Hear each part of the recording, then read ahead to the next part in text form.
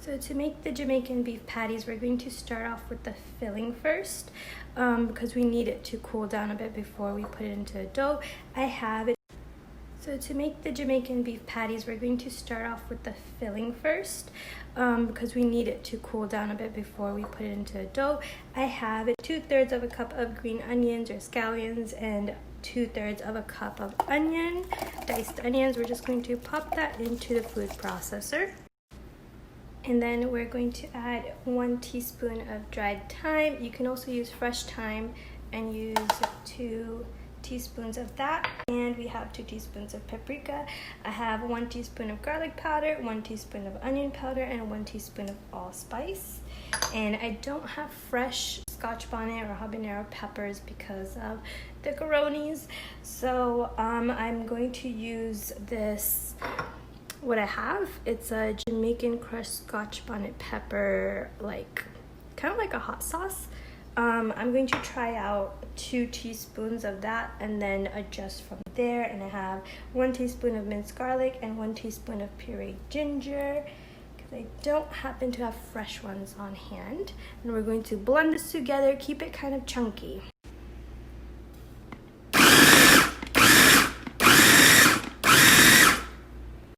And this is how it should look, a little bit chunky. Now we're going to saute these in a pan.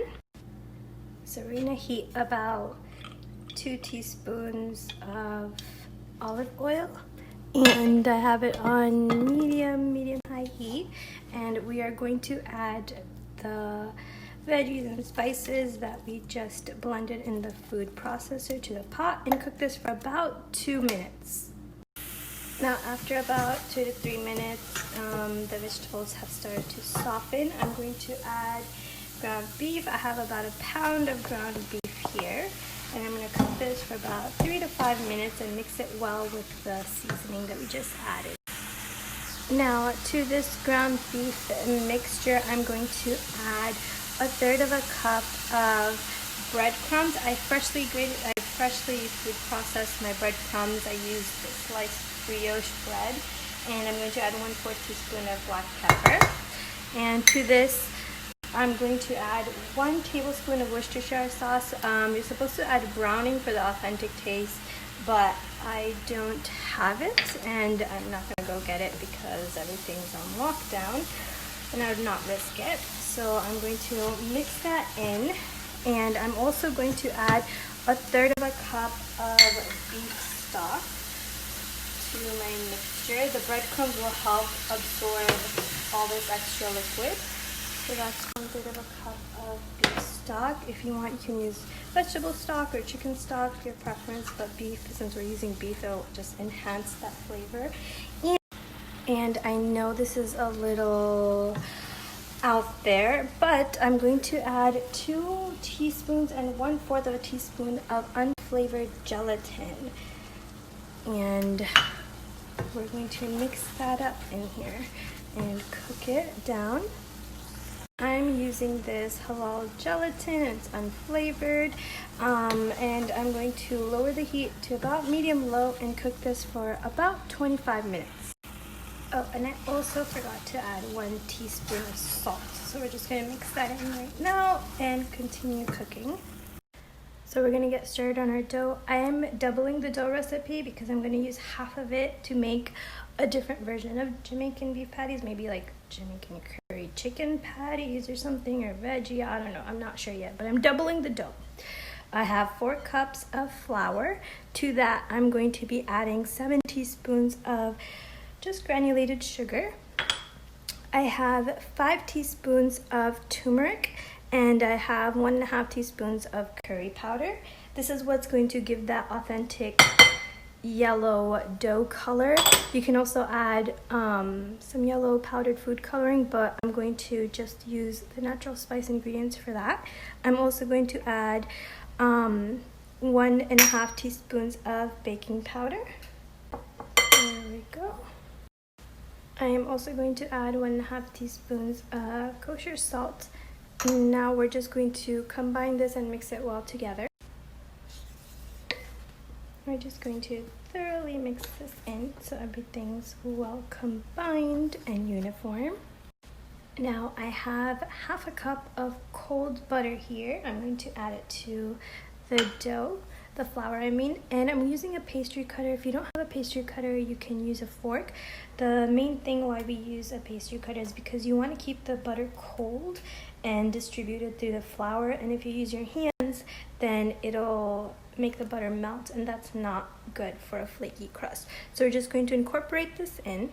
Now that the first half a cup of butter is incorporated, I'm adding another half a cup of butter. We're going to use 1.5 cups of total butter, but we're going to break it off in half a cup chunks. And now the last half a cup of butter, I'm going to blend it into the flour mixture. I just switched over to a larger bowl so it's easier to mix. All the butter is mixed in. You can still see the big chunks that are in the dough. You need that for a flaky crust. Now I just added half a cup of shortening. I use Crisco. You can use lard, beef suey, beef lard, whatever you have on hand. I have Crisco shortening on hand, so I'm going to mix that and incorporate in the dough. So you can see the big chunks of butter and shortening. You want that. And we're going to add 1 egg and 1 tablespoon of vinegar. And we're going to start off with 1/4 of a cup of cold water. Mix that well. And we're going to add it to our flour mixture. There we go. So we're going to start mixing it. And you want to mix gently so you don't want to melt too much. You work quick at this step. The reason I used the butter and shortening in steps in half a cup increments is because you want to keep everything cold, and that will ensure a good flaky crust. You also don't want to squish the dough too much because you still want to keep the large pieces of shortening and butter. So be careful at this step. So we're just going to lightly fold it in and mix it well. I'm going to add about 1/8 of a cup more of cold water and then just mix it.